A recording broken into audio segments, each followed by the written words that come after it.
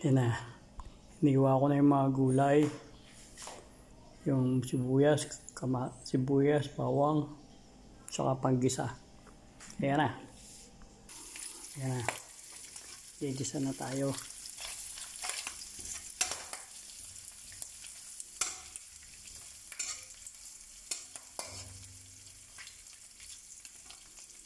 Lutong kanto lang to. Lutong kanto. Ayan na. Gisa tayo.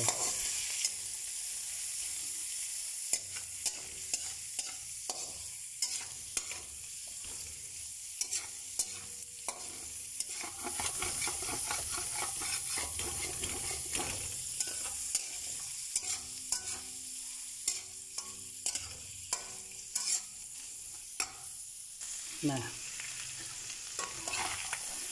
Ipagluto na tayo.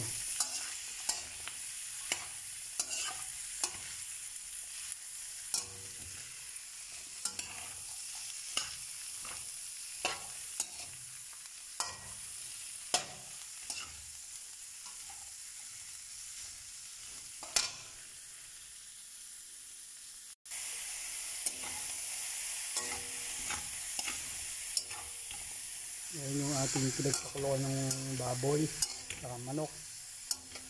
Yan ang itong ano natin sa pasta, sa pancit canton. Style canto boy ito.